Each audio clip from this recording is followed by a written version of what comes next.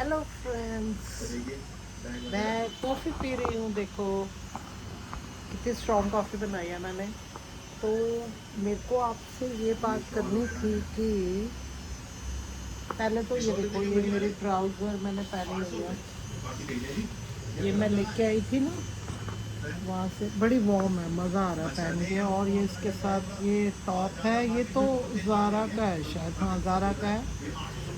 और ये जैकेट मेरे बेटे की है, न्यू बैलेंस, लेकिन ये मैं ही पहनती हूँ, वो पहनता नहीं है। उसकी और मेरी सेम साइज़ है।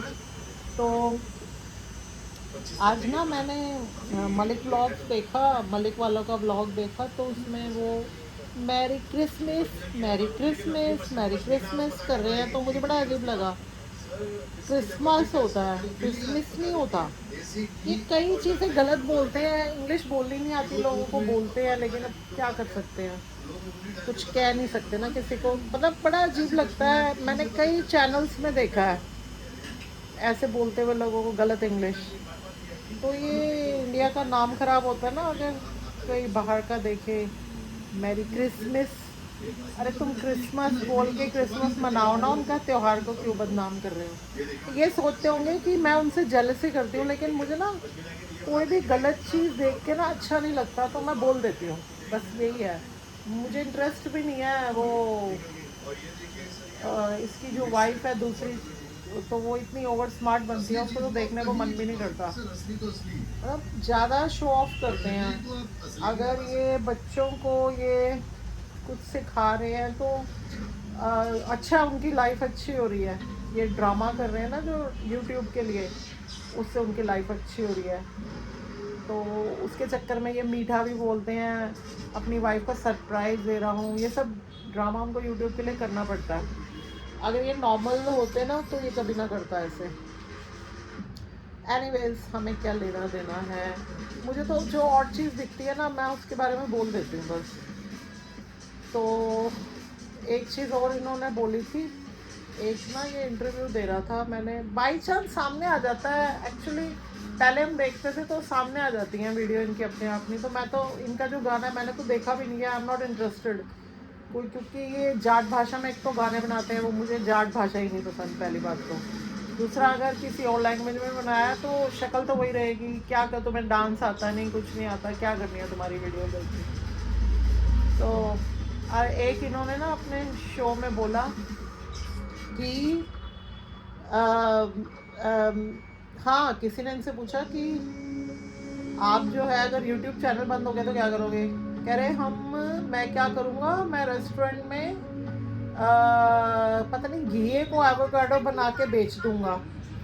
तो ये दुबई में तुम्हें क्या देंगे, सोचो। दुबई में जो ये प्रॉपर्टी सेल आउट कर रहे हैं, क्या गारंटी है कि क्या तुम्हारे साथ करेंगे। पहली बात, दुबई की सिटीजनशिप मिलती नहीं है किसी को। मेरा ब्रदर भी दुबई में ही, उसकी अपनी शॉप है, वहाँ की सिटीजनशिप, उसकी फैमिली यहाँ रहती है, उसका बेटा और बच्चा यहाँ रहते हैं, मतलब बेटा और वाइफ यहाँ रहते हैं इंडिया में, यहाँ पढ़ रहा है वो।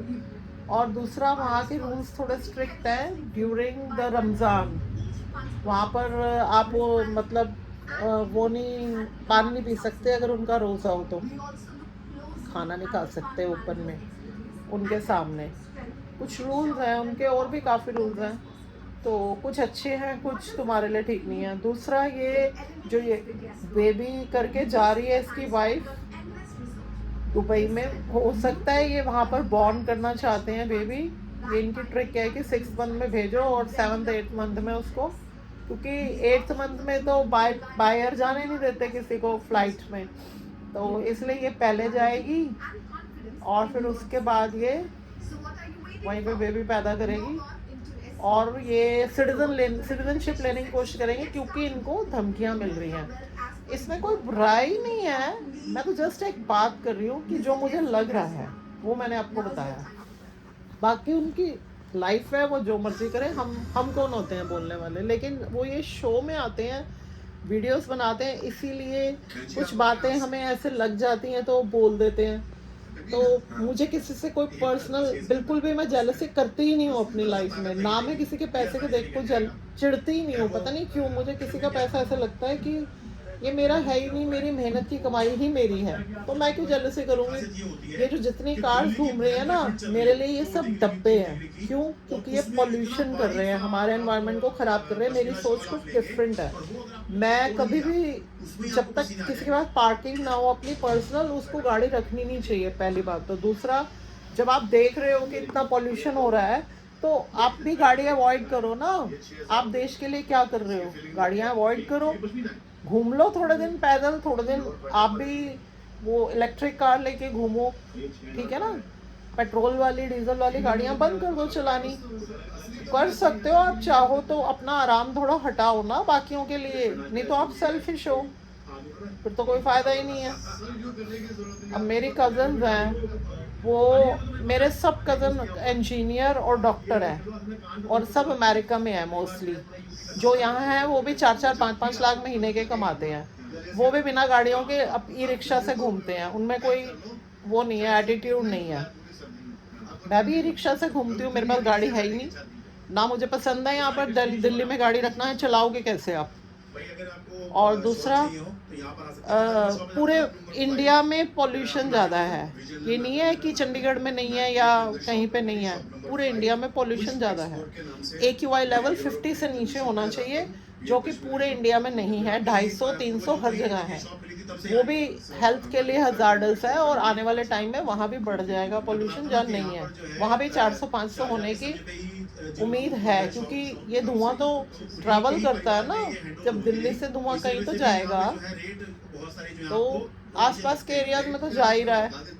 पानीपत, सोनीपत, वहाँ का AQI लेवल चेक कर लो, बेशक वही निकलेगा, ज़्यादा ही निकलेगा। तो मैं तो इंटीग्रिटी की बातें करती हूँ। मैं देश की भक्त, मीन्स जिसे कहते हैं ना भक्त, भक्त इन द सेंस कि आपको ईमानदार होना चाहिए अपने देश के लिए। भक्ति भक्ति ऐसे बोलने से नहीं होती, जय श्री राम बोलने से कुछ नहीं होता। आपको कर्म ऐसे करने चाहिए जो शो करें कि हाँ हम देश के लिए कुछ कर रहे हैं, बाकी तो सब बेकार है शो ऑफ करना।